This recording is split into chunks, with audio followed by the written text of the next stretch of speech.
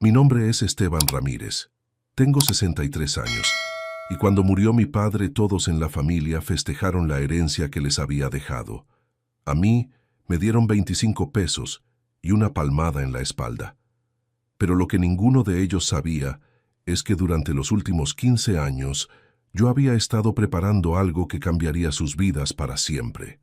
Porque a veces la justicia no llega sola, hay que construirla con paciencia y mucha inteligencia. Esa tarde de marzo, sentado en el estudio del abogado mientras leían el testamento de papá, escuché cómo mis hermanos recibían propiedades, cuentas bancarias, inversiones. Miguel se quedó con la casa familiar de Palermo, valuada en $300,000. Carolina heredó 2 departamentos en Recoleta que generaban $24,000 anuales de alquiler. Roberto recibió las acciones de la empresa familiar que papá había vendido años atrás, un portafolio que valía $500,000. Y cuando llegó mi turno, el doctor Núñez leyó: «Para mi hijo Esteban, que siempre prefirió los libros a los negocios, le dejo 25 pesos para que se compre el último libro que quiera leer». Todos se rieron. 25 pesos era una broma, una humillación final de un padre que nunca había entendido a su hijo menor. Pero mientras ellos celebraban en el bar de enfrente, brindando con champán por su buena fortuna, yo sonreía por dentro. Porque había algo que ni papá ni mis hermanos sabían. Durante los últimos 15 años, mientras ellos creían que yo era un profesor universitario fracasado que vivía de un sueldo miserable, yo había estado construyendo un imperio que ninguno de ellos podía imaginar. Y esa herencia irrisoria que acababan de darme iba a ser el catalizador de una venganza tan perfecta que todavía hoy, 5 años después, no pueden creer lo que pasó. Para que entiendas esta historia completa, tengo que contarte quién era yo antes de convertirme en el hermano pobre al que le tocaron las migajas. Nací en 1961 en una familia de clase media alta porteña. Mi padre, don Arturo Ramírez, era dueño de una fábrica de productos químicos que había heredado de mi abuelo. Mis hermanos mayores, Miguel, Carolina y Roberto, siempre mostraron interés por los negocios familiares. Desde chicos hablaban de márgenes de ganancia, de expansión, de mercados.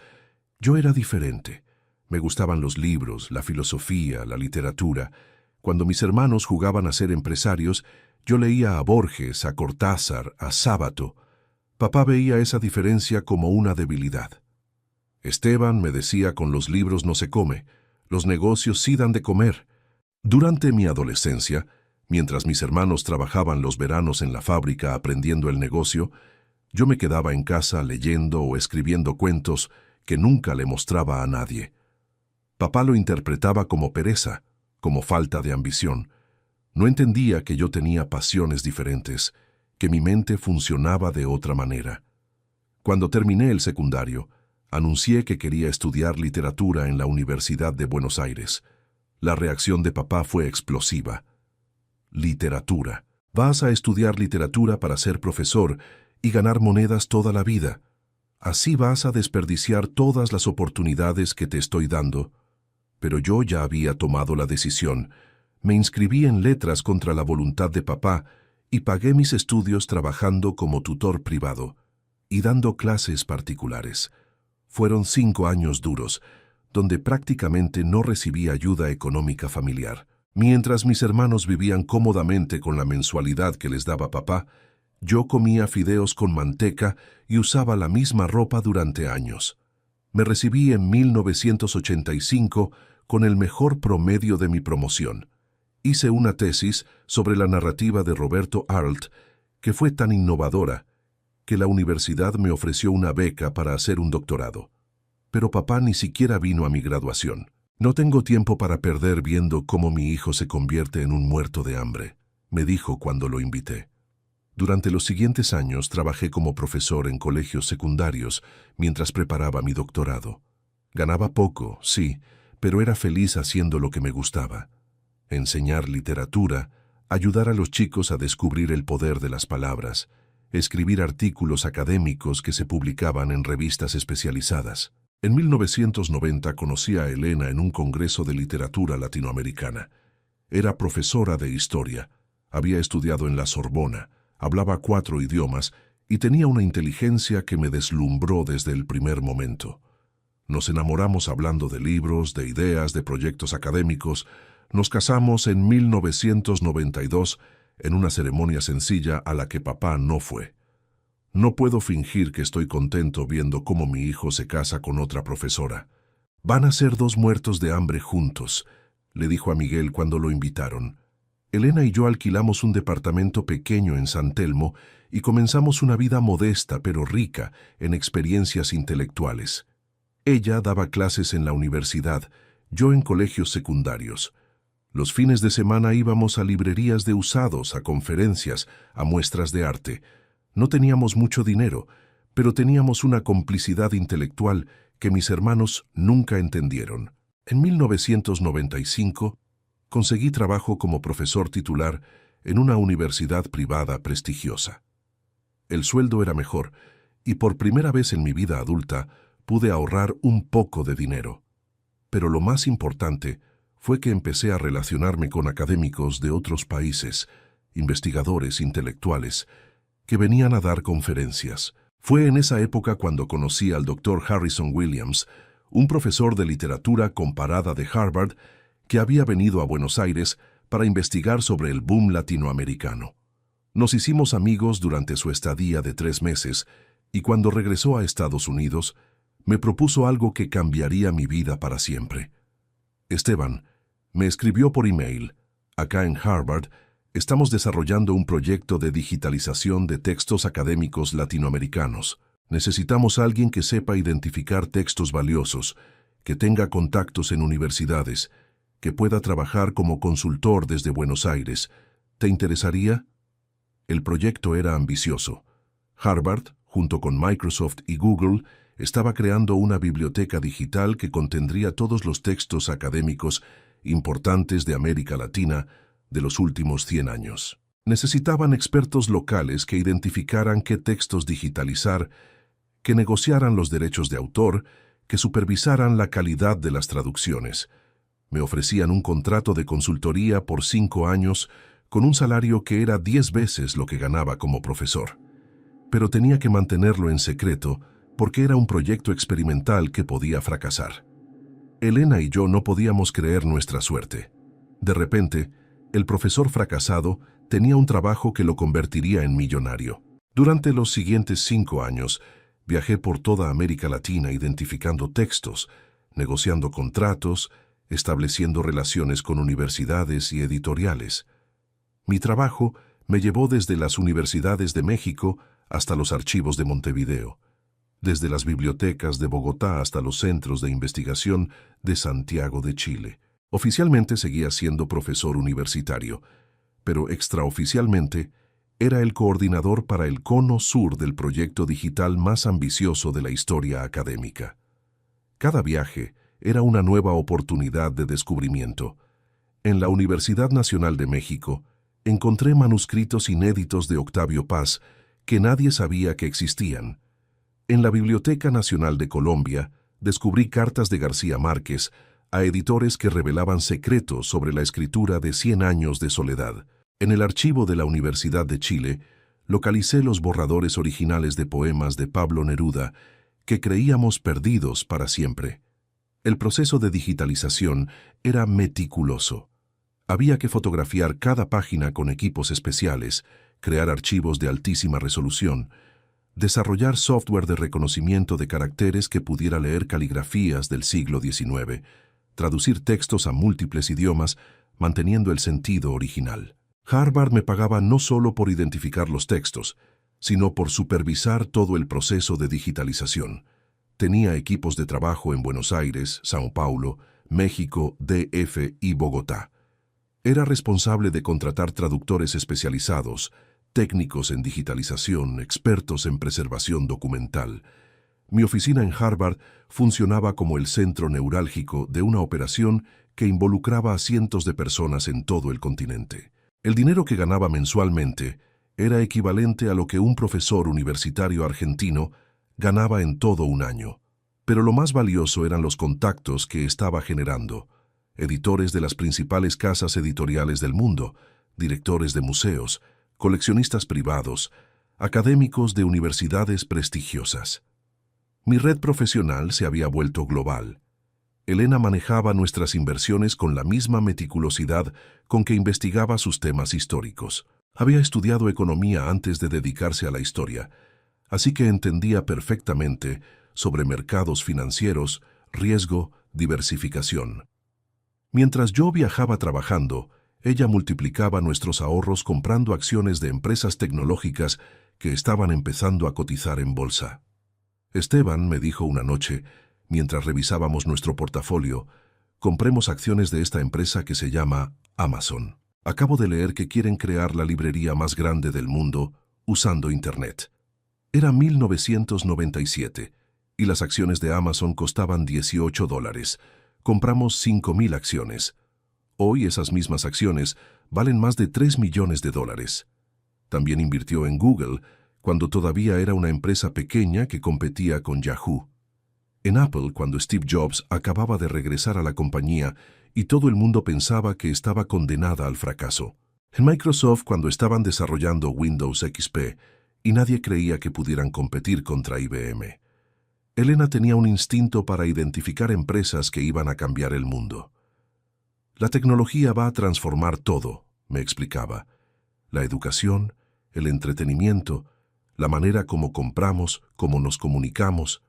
Las empresas que entiendan esa transformación van a valer fortunas. Por otro lado, yo había empezado a coleccionar libros raros, no solo por pasión, sino como inversión.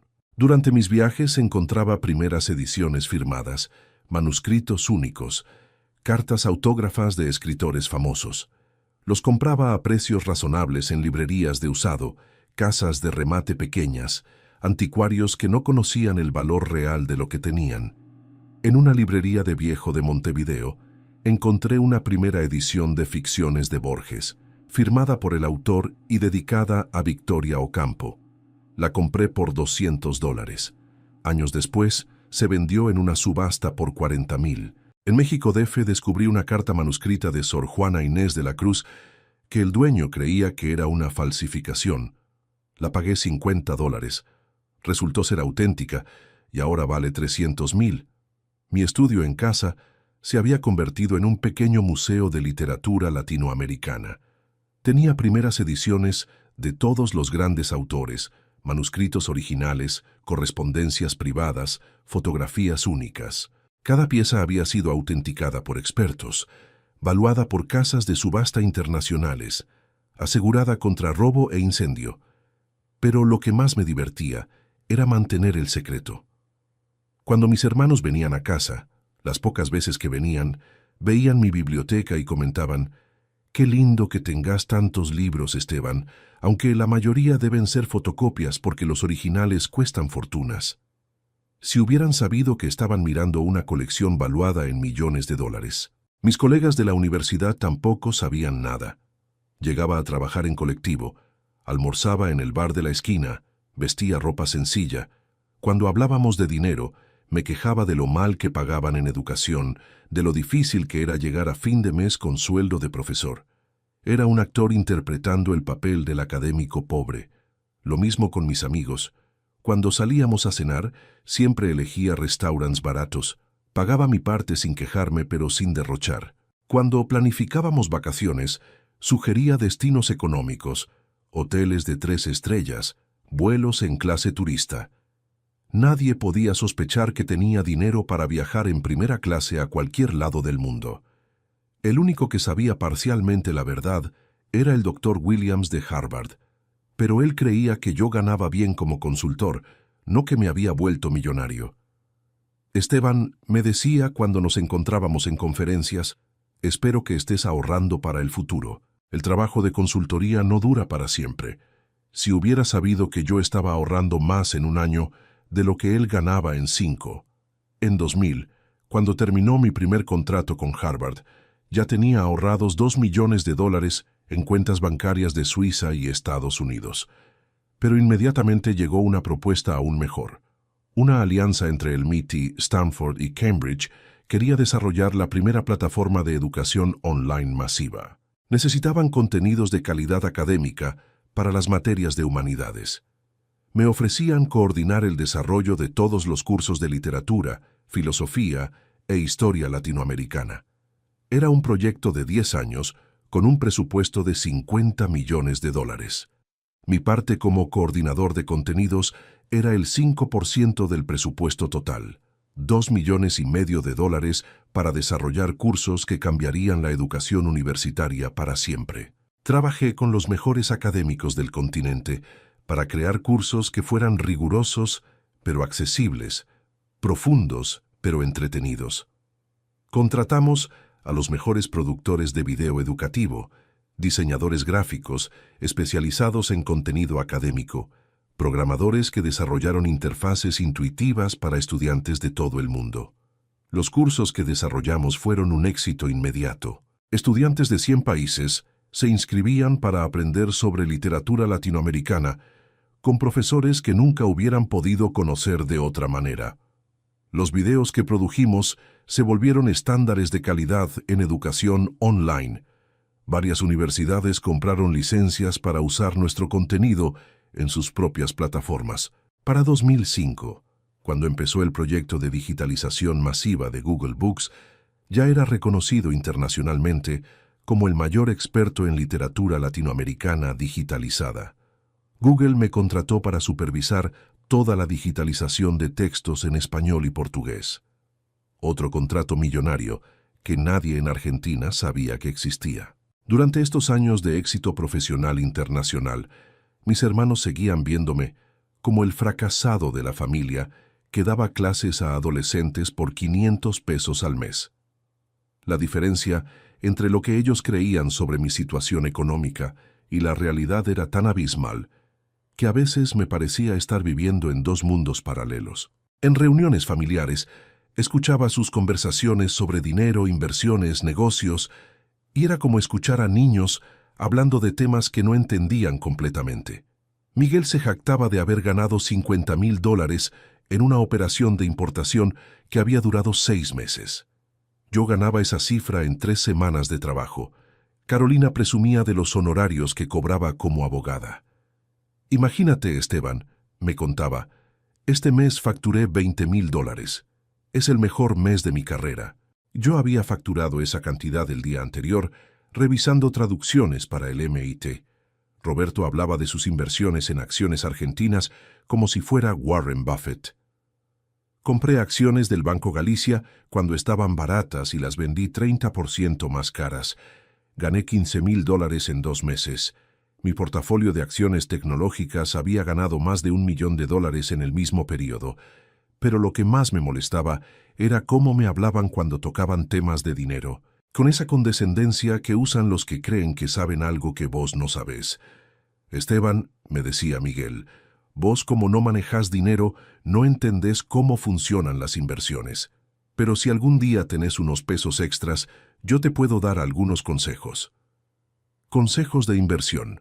El hermano que tenía $9 millones recibiendo consejos del hermano que tenía problemas para pagar la hipoteca de su departamento. En 2000, cuando terminó mi contrato con Harvard, ya tenía ahorrados $2 millones, pero siguió un segundo contrato, esta vez para desarrollar contenidos educativos para universidades online, después un tercero para asesorar a editoriales digitales.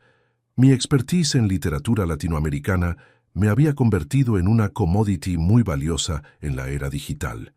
Lo más gracioso es que durante todos esos años de éxito económico, siguió siendo profesor universitario en Buenos Aires. Daba mis clases, participaba en congresos, publicaba papers. Nadie sabía que el tipo que enseñaba literatura argentina en la universidad privada del centro era millonario. Mis hermanos siguieron viéndome como el fracasado de la familia. En las pocas reuniones familiares a las que íbamos, me preguntaban con lástima cómo andaba económicamente, si necesitaba que me prestaran dinero, si quería que Miguel me consiguiera algún trabajo mejor en su empresa de importaciones. Esteban, me decía Carolina con esa sonrisa condescendiente que había perfeccionado, ¿por qué no dejas de dar clases y te venís a trabajar conmigo? En el estudio jurídico siempre necesitamos gente para investigación. Te puedo pagar el doble de lo que ganás como profesor. El doble de lo que ganaba como profesor era menos de lo que yo ganaba en una semana con mis consultorías internacionales. Pero sonreía y les agradecía la oferta, manteniendo mi papel de hermano pobre que necesitaba ayuda. Papá era el más despectivo de todos. Cada vez que me veía me recordaba que había desperdiciado mi vida, que podría haber sido socio de la empresa familiar, que en lugar de eso había elegido ser un muerto de hambre con título universitario. Mira a tus hermanos, me decía en cada cumpleaños o reunión familiar. Miguel tiene una empresa próspera. Carolina es socia de un estudio jurídico prestigioso. Roberto invierte en la bolsa y le va bárbaro. Y vos seguís dando clases a pendejos que no te respetan. Yo escuchaba en silencio, sin defenderte, sin aclarar nada. Había decidido mantener mi éxito financiero en secreto por una razón muy específica.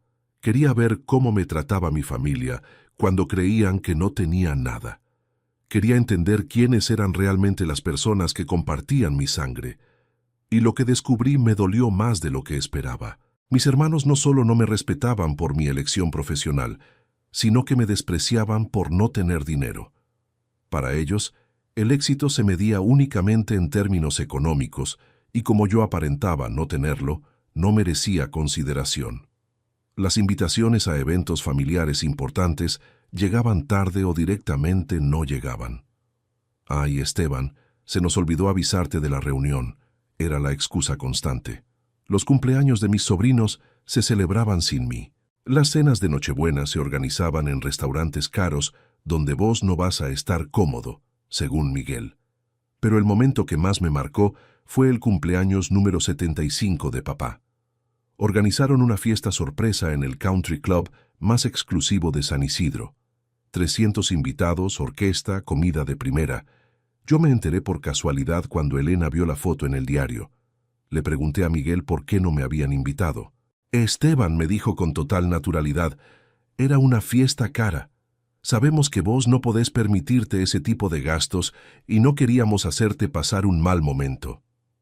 No me habían invitado al cumpleaños de mi propio padre por ser pobre, o mejor dicho, por lo que ellos creían que era mi pobreza. Esa noche Elena me encontró en mi estudio mirando los estados de cuenta de mis inversiones. Tenía más dinero que mis 3 hermanos juntos, pero ellos me habían excluido de la fiesta familiar por considerarme indigno. ¿Hasta cuándo vas a seguir con esta farsa?, me preguntó Elena. ¿No pensás contarles nunca la verdad? Le expliqué que quería esperar hasta la muerte de papá. Quería ver cómo me trataban en el testamento, qué consideraban que yo merecía como hijo. La respuesta la tuve esa tarde de marzo en el estudio del abogado. 25 pesos. Eso consideraba mi padre que valía mi vida, mis logros, mis 30 años de trabajo académico. Una burla, una humillación final que mis hermanos celebraron con risas y comentarios despectivos. Al menos le dejó algo, dijo Miguel entre carcajadas. Papá siempre fue generoso hasta con los que no se lo merecían. Roberto agregó, 25 pesos para libros. Papá tenía sentido del humor hasta el final. Carolina fue la más cruel. Es más de lo que yo habría dejado. Al menos ahora podrá comprar ese libro de poemas que tanto quería. Pero mientras ellos festejaban, yo ya estaba ejecutando el plan que había estado preparando durante meses. Un plan tan perfecto que cuando terminara de implementarlo, ellos iban a entender qué significaba realmente la palabra justicia. Esa misma noche llamé a mi contacto en Sotheby's de Nueva York. Jonathan, soy Esteban Ramírez. ¿Recordás la colección de primeras ediciones que te mostré el año pasado? Quiero ponerla en subasta el mes próximo. La colección de primeras ediciones que había estado armando durante 15 años no era solo un hobby de bibliófilo. Era una inversión estratégica que ahora valía más de $3 millones. Primeras ediciones de Borges, de García Márquez, de Vargas Llosa, de Fuentes, manuscritos originales, cartas autógrafas de escritores famosos. También llamé a mi agente inmobiliario en Miami. Robert, quiero vender las 3 propiedades de Coral Gables. Sí, las 3 juntas. Necesito la operación cerrada en 60 días. Las propiedades que había comprado como inversión ahora valían $2,5 millones. Después llamé al director de mi banco privado en Suiza. Herr Müller, quiero liquidar el portafolio de acciones europeas. todas, transferir todo a la cuenta operativa de Buenos Aires, otro $1,500,000 que se sumarían a mi plan. Durante las siguientes 6 semanas, mientras mis hermanos hacían trámites para recibir sus herencias, yo estaba convirtiendo todas mis inversiones en dinero líquido. Elena me miraba con preocupación. ¿Estás seguro de lo que estás haciendo? Es mucho dinero para gastar en una venganza. No es una venganza, amor, es justicia. Y no voy a gastar el dinero, lo voy a invertir en algo mucho más valioso que la satisfacción personal. Cuando tuve los $7 millones listos, empecé la segunda fase del plan. Contraté al mejor investigador privado de Buenos Aires para que averiguara todo sobre la situación financiera de mis hermanos. Lo que descubrió fue exactamente lo que esperaba. Miguel, el exitoso empresario, tenía su compañía de importaciones al borde de la quiebra. Había hecho malas inversiones, había perdido contratos importantes, había pedido préstamos que no podía pagar. La herencia de papá era lo único que lo salvaba de la bancarrota total. Carolina, la prestigiosa abogada, había invertido todo su dinero en un emprendimiento inmobiliario que había resultado ser una estafa. Había perdido los ahorros de toda su vida y debía impuestos que no podía pagar. Los 2 departamentos que había heredado ya estaban hipotecados para cubrir deudas. Roberto, el inversor exitoso, había apostado fuerte en criptomonedas y había perdido el 80% de su patrimonio. Estaba tan desesperado por dinero que había pedido adelantos sobre la herencia que aún no había cobrado. Las acciones de papá eran su última esperanza de recuperación financiera. Los 3 estaban económicamente destruidos y la herencia de papá era lo único que los mantenía a flote. Perfecto. No podían estar en una posición más vulnerable para lo que venía. 2 meses después del funeral, cuando ellos ya estaban haciendo planes con su nueva riqueza, decidí hacer mi movimiento. Contraté al estudio jurídico más prestigioso de Buenos Aires y les expliqué la situación. Quería impugnar el testamento de papá por discriminación familiar y capacidad mental disminuida. La estrategia legal era sólida. Un padre que le deja 25 pesos a uno de sus hijos, mientras que a los otros les deja fortunas completas. Claramente no está en sus cabales. Además, teníamos evidencia de que papá sufría principios de demencia en sus últimos años, algo que la familia había ocultado para no afectar los negocios. Pero la verdadera sorpresa vino cuando presenté ante el tribunal mi declaración jurada de bienes. El juez casi se cae de la silla cuando leyó que el hermano pobre que había recibido 25 pesos en realidad tenía un patrimonio de $9 millones. Los abogados de mis hermanos no podían creer lo que estaban viendo. ¿Cómo puede ser que usted, siendo millonario, haya recibido apenas 25 pesos de herencia?, me preguntó el representante de Miguel durante la audiencia. Porque mi padre nunca supo quién era yo realmente, respondí. Porque mis hermanos me trataron durante 30 años como si fuera un fracasado. Porque para esta familia, el único valor que reconocen es el dinero. Y como creían que yo no tenía, me consideraban indigno de respeto y herencia. Los abogados de mis hermanos no podían creer lo que estaban viendo en los documentos. El hermano que consideraban el fracasado de la familia tenía un patrimonio 9 veces mayor que la herencia completa que habían recibido los otros 3 juntos. Durante las audiencias del juicio, que duraron 8 meses completos, tuvieron que presentar sus propias declaraciones patrimoniales. Ahí quedó al descubierto la verdadera situación financiera de cada uno. Miguel debía más dinero del que tenía.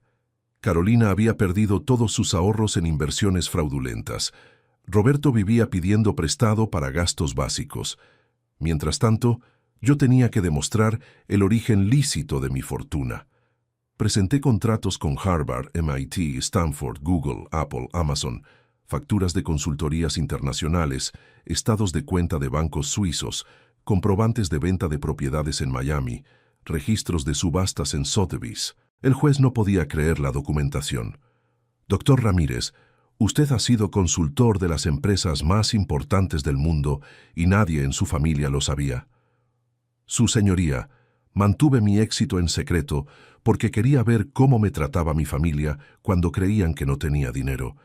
El resultado está a la vista: discriminación, humillación y, finalmente, una herencia insultante. Los medios siguieron cada audiencia como si fuera una telenovela. Periodistas esperaban en la puerta del juzgado para hacerme preguntas. «Profesor Ramírez, ¿por qué ocultó su fortuna durante tantos años? ¿No sintió tentación de contarle la verdad a su padre antes de que muriera? ¿Qué piensa hacer si gana el juicio?» Yo respondía siempre lo mismo: la justicia no se trata de dinero, se trata de dignidad. Mi familia me negó dignidad durante 30 años. Ahora van a entender las consecuencias. Mis hermanos se convirtieron en el hazmerreír de sus círculos sociales. En el country club donde jugaba golf Miguel, todo el mundo comentaba cómo había subestimado al hermano millonario. En el estudio jurídico de Carolina, sus socios no podían creer que no hubiera detectado las señales de riqueza en su propio hermano. Los clientes de Roberto en sus inversiones bursátiles cancelaron contratos porque, si no podés identificar a un millonario en tu propia familia, ¿cómo vas a identificar buenas inversiones? Pero lo más doloroso para ellos era que durante esos 8 meses de juicio no pudieron acceder a sus herencias porque estaban bloqueadas legalmente por la impugnación. Y sin ese dinero, sus situaciones financieras se desmoronaron completamente. Miguel tuvo que vender su auto importado y comprar un usado. Después tuvo que vender su departamento y mudarse a uno más chico.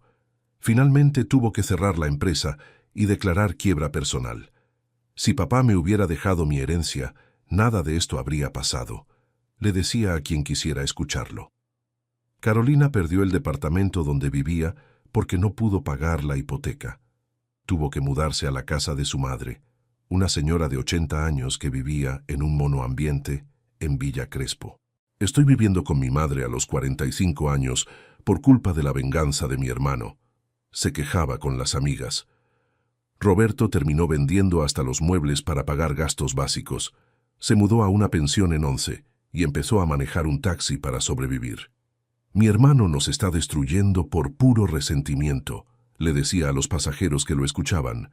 Los 3 me llamaron en distintos momentos durante esos 8 meses pidiendo que retirara la demanda. Esteban, ya entendimos el mensaje, me dijo Miguel en una llamada desesperada. Vos tenés razón, nosotros nos equivocamos, pero no nos destruyas por errores del pasado. Miguel, le respondí, durante 30 años ustedes me destruyeron emocionalmente sin que yo hubiera hecho nada malo. Me tocaron 25 pesos de herencia, como si fuera una broma. Ahora les toca a ustedes experimentar las consecuencias de sus decisiones. Carolina trató el enfoque emocional. Esteban, somos hermanos. Tenemos la misma sangre. Papá ya está muerto. Nosotros somos la única familia que nos queda. No podés seguir con este rencor para siempre. Carolina, le dije, ustedes decidieron que yo no era familia cuando me excluyeron del cumpleaños de papá. Decidieron que yo no merecía respeto cuando se burlaron de mi herencia. Ahora van a vivir con las consecuencias de esas decisiones. Roberto fue el más patético. Esteban, estoy durmiendo en una pensión. Como fideos con salchichas todos los días. Manejo taxi 14 horas por día para pagar el alquiler. ¿Te parece justo que alguien con $9 millones deje que su hermano viva así? Roberto, le expliqué, vos me preguntás si me parece justo. Durante 20 años me preguntaba si les parecía justo tratarme como si fuera invisible. Durante 10 años me preguntaba si les parecía justo excluirme de eventos familiares. La diferencia es que ahora yo tengo el poder de hacer justicia. Mientras ellos se hundían económicamente, yo seguía viviendo mi vida normal. Daba clases en la universidad, participaba en congresos académicos, viajaba con Elena por placer. La única diferencia era que ahora tenía que lidiar con periodistas que querían entrevistarme y abogados que manejaban mi caso. También empecé a recibir llamadas de gente que había conocido mi historia por los medios. Profesores universitarios que habían pasado por situaciones similares con sus familias. Académicos exitosos que también habían sido subestimados por parientes que solo valoraban el dinero tradicional. Profesor Ramírez, me llamó un colega de Córdoba. Lo que usted está haciendo es inspirador. Yo también fui despreciado por mi familia por elegir la academia. La diferencia es que yo nunca tuve el dinero para demostrarles su error. Un investigador del CONICET me escribió: Doctor Ramírez, su caso está circulando por todos los institutos de investigación del país. Muchos de nosotros hemos vivido el desprecio familiar por dedicarnos a la ciencia en lugar de los negocios. Usted nos está vengando a todos. Elena seguía el caso con una mezcla de orgullo y preocupación. Esteban, me dijo una noche, entiendo tu enojo y comparto tu indignación, pero ¿no te parece que ya sufrieron bastante? Están viviendo situaciones muy dramáticas. Elena, le expliqué, ellos eligieron tratarme mal durante décadas cuando creían que podían hacerlo sin consecuencias. Ahora están descubriendo que las acciones tienen resultados. No es crueldad, es educación. Finalmente, después de 8 meses de audiencias, declaraciones, testimonios y pericias, el juez dictó su sentencia. Declaró nulo el testamento original por discriminación manifiesta y evidente deterioro mental del testador. Ordenó que la herencia completa se dividiera en partes iguales entre los 4 hermanos. Era una victoria legal total. Pero la verdadera victoria vino después, cuando llegó el momento de cobrar mi parte. El día que tenía que presentarme en el estudio del doctor Núñez para recibir mi cheque por $2.100.000, llegué con una decisión que había estado meditando durante semanas. Una decisión que convertiría mi victoria legal en una lección moral que mis hermanos nunca olvidarían. Doctor Núñez, le dije delante de mis hermanos que habían venido a presenciar el reparto, quiero donar mi parte de la herencia íntegramente a la Universidad de Buenos Aires para crear la Fundación Arturo Ramírez de apoyo a estudiantes de literatura de familias humildes. El silencio en esa oficina duró exactamente 43 segundos. Lo sé porque miré mi reloj. Mis hermanos me observaban como si hubiera anunciado que me iba a la luna. Miguel fue el primero en reaccionar, con esa voz aguda que le salía cuando estaba desesperado. ¿Estás loco? ¿Vas a regalar $2 millones a extraños cuando nosotros estamos en la ruina? No los voy a regalar, Miguel. Los voy a invertir en algo que papá nunca valoró, pero que a mí me parece fundamental. La educación de jóvenes que quieren estudiar literatura, pero no tienen recursos económicos. Carolina se levantó de la silla y empezó a caminar por la oficina como una fiera enjaulada. Esteban, esto es una locura absoluta. Esa plata es tuya por derecho legal. Podés hacer lo que quieras con ella, pero dársela a desconocidos cuando tus hermanos están viviendo situaciones dramáticas es una crueldad sin límites. Una crueldad, Carolina. ¿Cómo fue una crueldad que me excluyeran del cumpleaños de papá? ¿Cómo fue una crueldad que durante 30 años me trataran como si fuera un parásito familiar? ¿Cómo fue una crueldad que se rieran cuando recibí 25 pesos de herencia? Roberto intentó el abordaje de la súplica desesperada. Esteban, por favor, pénsalo bien. Somos hermanos, tenemos la misma sangre, crecimos en la misma casa. Si estás enojado con nosotros, te entiendo. Podemos hablar, podemos cambiar, podemos hacer terapia familiar. Pero no destruyas tu futuro económico por orgullo. Mi futuro económico está más que asegurado, Roberto.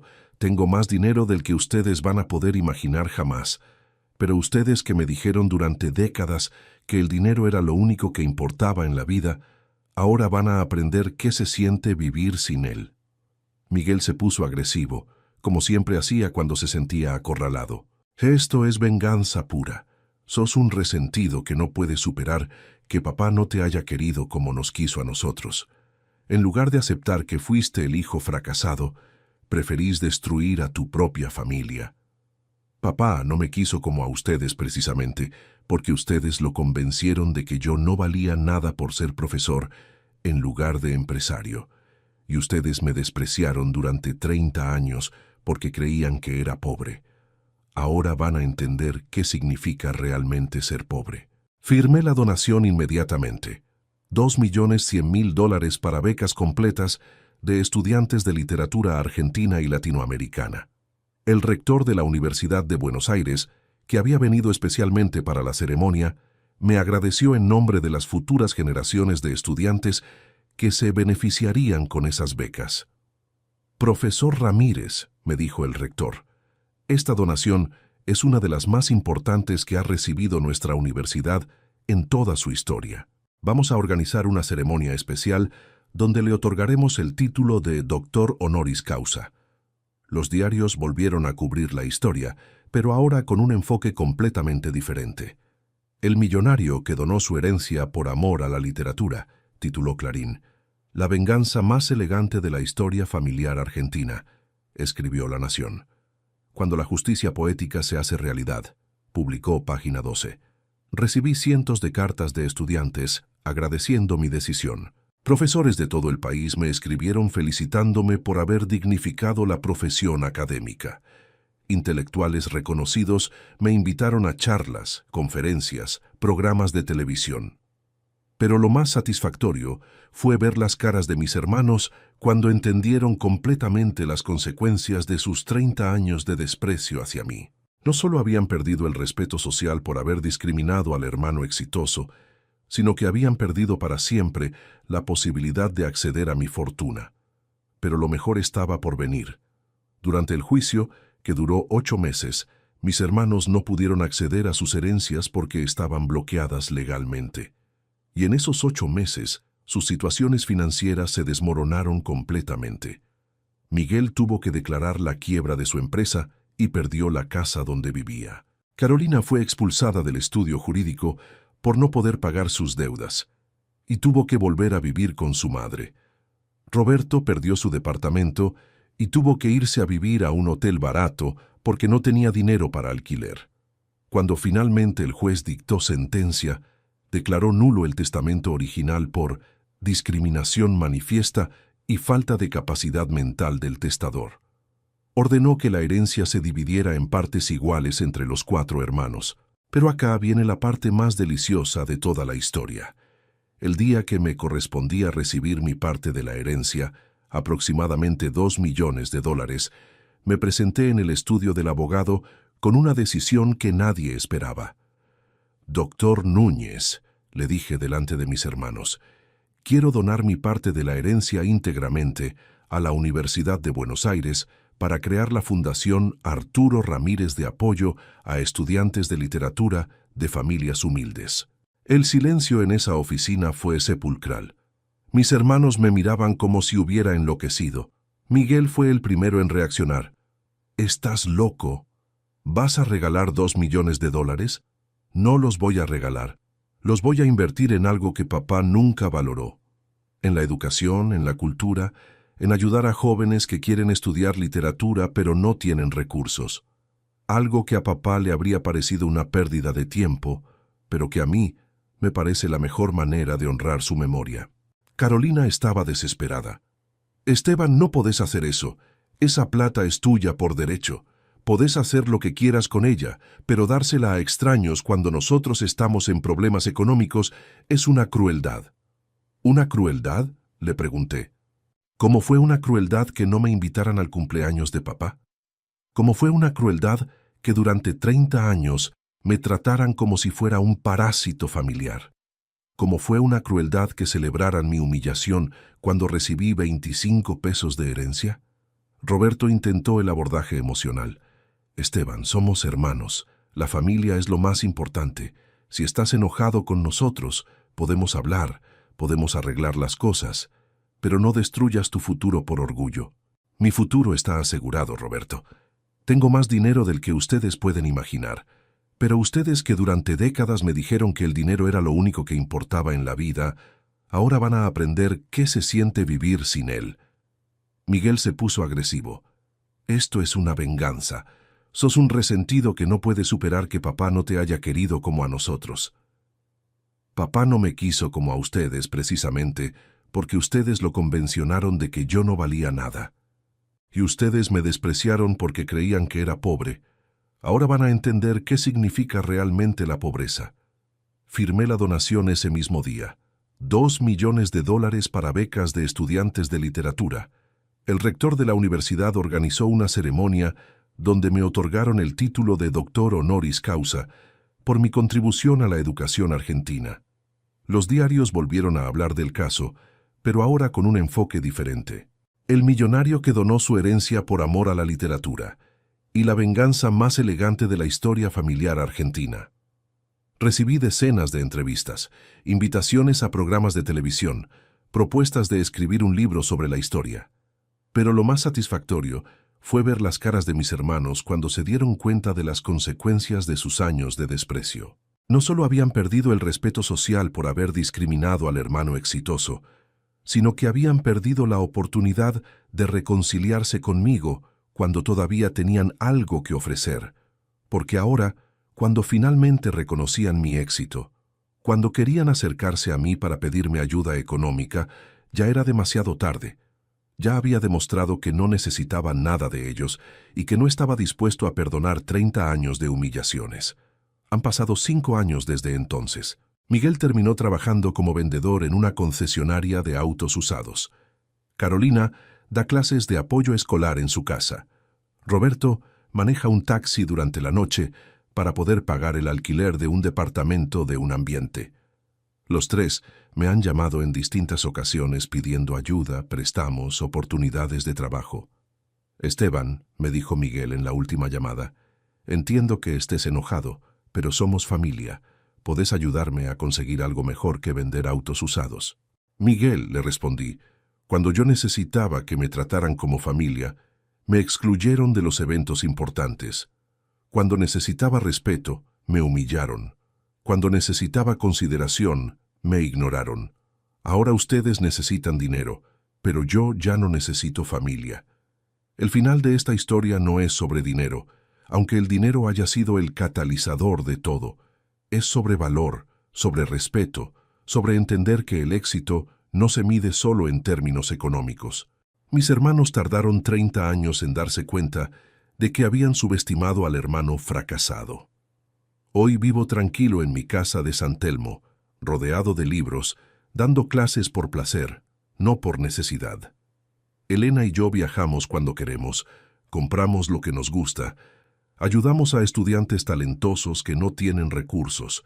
Tenemos una vida rica en experiencias y pobre en preocupaciones materiales. La Fundación Arturo Ramírez ha otorgado becas a más de 200 estudiantes de literatura, chicos brillantes que como yo eligieron las letras por encima del dinero, pero que a diferencia de mí no tienen que demostrarle nada a nadie. Simplemente estudian, aprenden, crecen intelectualmente. Cada vez que voy a la universidad y veo a esos estudiantes leyendo con la misma pasión que yo tenía a su edad, siento que esos $2 millones fueron la mejor inversión de mi vida. No solo porque ayudaron a gente que lo merecía, sino porque demostraron que hay cosas más valiosas que el dinero. A vos que me escuchaste hasta acá, que me acompañaste en esta historia de rencores familiares y justicia tardía, quiero dejarte una reflexión. El dinero no define quién sos, pero sí revela quién son los otros. Cuando mis hermanos creían que yo era pobre, mostraron su verdadera naturaleza. Cuando descubrieron que era rico, mostraron su verdadera hipocresía. La familia no siempre es quien comparte tu sangre. A veces es quien comparte tus valores, tus sueños, tu manera de ver el mundo. Elena ha sido más familia para mí que 3 hermanos que solo me valoraron cuando necesitaron mi ayuda. Y si alguna vez te sentís despreciado por tu familia, si te hacen sentir que no sos lo suficientemente exitoso, recordá que el éxito verdadero no es lo que otros ven, sino lo que vos construís en silencio. A veces la mejor venganza es vivir bien y demostrar que nunca necesitaste su aprobación para ser quien querías ser. Contame desde qué ciudad me escuchás y si alguna vez viviste algo parecido con tu familia, porque al final todos tenemos esa oveja negra en algún lado, ese pariente que no encaja en los moldes familiares. La diferencia es que algunos nos rendimos ante la presión y otros decidimos demostrar que estaban equivocados. Yo elegí demostrarlo, y fue la decisión más liberadora de mi vida. ¿Vos qué hubieras hecho en mi lugar? ¿Hubieras perdonado 30 años de desprecio o hubieras hecho justicia como hice yo?